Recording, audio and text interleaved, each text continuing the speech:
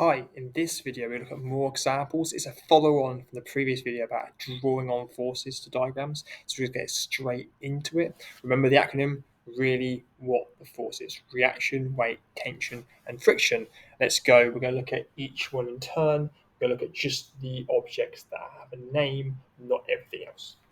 The first one, we've got a table. We've got A on a rough surface. There's a smooth pulley here, string over it. Clearly what's going to happen here is either it's going to sit still or B is going to pull A off the surface, depending on how big friction is. Let's do A first of all. Really what the friction. If you want to pause how I go yourself for each of these ones before I do them, feel free to. If not, you can listen to me each time and I'll just go through it with you. So the first one here, reaction, yes. Friction, yes. Rough surface, so it's going to be both. Reaction is going to be perpendicularly straight up. Remember the trick, if you've got a ruler and you find it's hard, draw your ruler across the surface and then use the edge to mark on the reaction. Friction, because this thing's being pulled this way, friction's opposing that, it's parallel surface and it's going the other way. Next bit, weight, yeah, there's a mass here of 3 kg. The formula for weight was 3 times g, mass times gravity. Gravity here is 9.8. No need to put it in yet. It's a bit like pi. Would you write in 3.14 for pi? Then just leave it as g, like you'd leave it in terms of pi. And then we've got tension. There's a string here, so along the string, away from the object. All the forces start at A, and they pull outwards from it. This may be balanced, or maybe it's moving this way. Depends how big T is compared to F. Right? Next one, B. Really what the force is. No reaction or friction because it's hanging in the air. We saw this last time. It's not really changed for B. We have got a tension because it's going to go along the string away from the object. And we have got a weight. It's a mass of 2, so the weight is going to be 2 times g. Okay? Mass times gravity gives you weight. Remember that formula. First 2 done. Next one's coming. If you go want to. We've got a rough surface just here. We've got a smooth surface just here. We have a mass of C here of 4m, and we've got a mass D here of m. Okay. Really, what the force is for F. For C here. So the reaction's perpendicular to it. Mark on the perpendicular, and then we've got friction. Which way is this going to go? This has got a mass of 4m. This has got a mass of m. So the question would probably tell me it would be that C would move this way and D would move this way. Why? Because C is heavier, it's like to pull D upwards and fall down itself. Right? So if C is going this way, the friction is going to go up, away from the way that it's trying to fall. Tension force, yes, along the string away from the object. Oh, look, T and F both go in the same direction here. That's fine, that can happen. And then we've got a weight force going straight down. Lovely. For D, reaction force again going straight outwards here. We've got friction force going this way because D is trying to go up. The friction is going to be going parallel to the surface and back this way. There'll be a weight force going down. The weight here should be the mass 4m times by g, and the weight here should be the mass times by g. So 4mg and mg. This one's heavy, that's why it's going that way. And finally, tension along the string away from the object. Here, T and T are the same size force because it's the same string. But the reactions here, we should have R1 and R2 or RC and RD, because there's no need to believe that the reactions here would be identical to each other, right? They're different size, weights, different objects, different forces, so the reactions might well be different. Next one.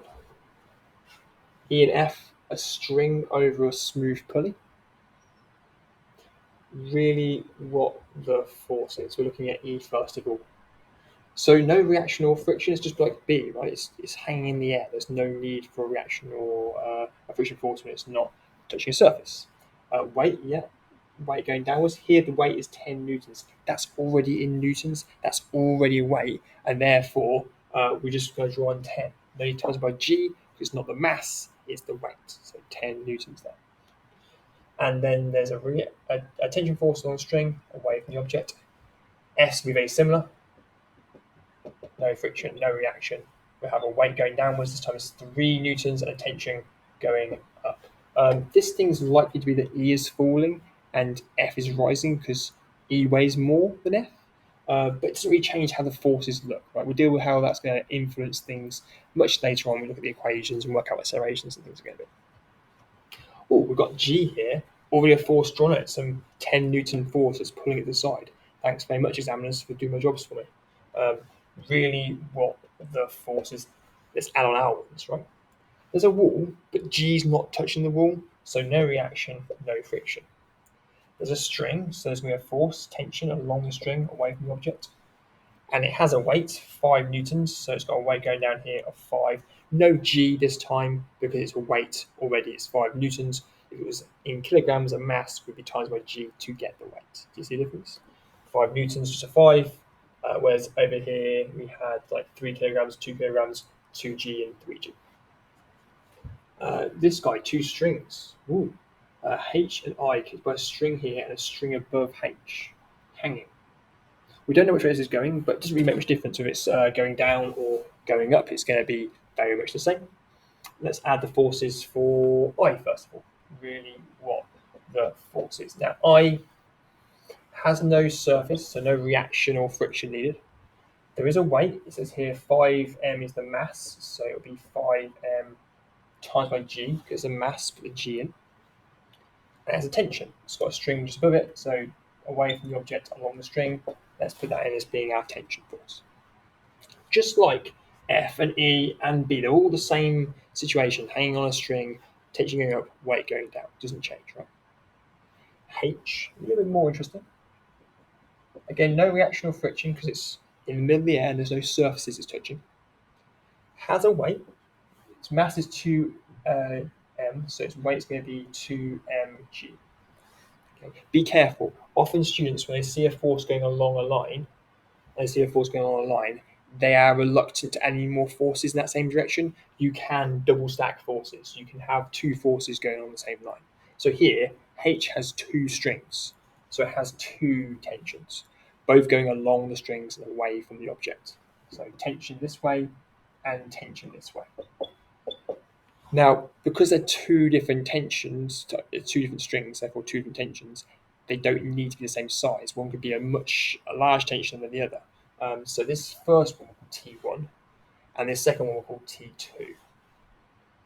This T here will actually end up being the same as this T here, because it's the same string. They're both being pulled by the same string. But we're starting to venture into connected particles and stuff that's much later on. So if you're not sure why I've labeled them T1, T2, and T2 and not just all T or T1, 2, and 3, for now, I don't really mind. Just so long as you understand that there are these 3 different arrows called tension, that is enough for right a second. Last one, J, really what the forces. Rough surface, so reaction and friction going to be in there. Let's mark on those perpendiculars, get your ruler out, mark on your perpendicular. There's already a force here, we'll deal with that force in the future. Thanks very much for putting it there, examiners. We've got friction. If it's got a force going this way, then the friction is going to be trying to oppose that force, because the only thing that can happen here is it either moves it along or stays still. Either way, the friction is going to be going this way, trying to stop it. Weight, yeah, we've got a mass of 5 kilograms. So this is a mass, got times by G. Here, 5 newtons, just a 5. 5 kilograms becomes 5 times G to give you that weight. And lastly, tension.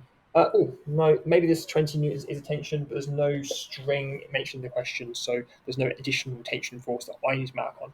Who knows? Maybe this is a tension force. Maybe it's something else. Maybe it's something kicking it, pushing it. Who knows?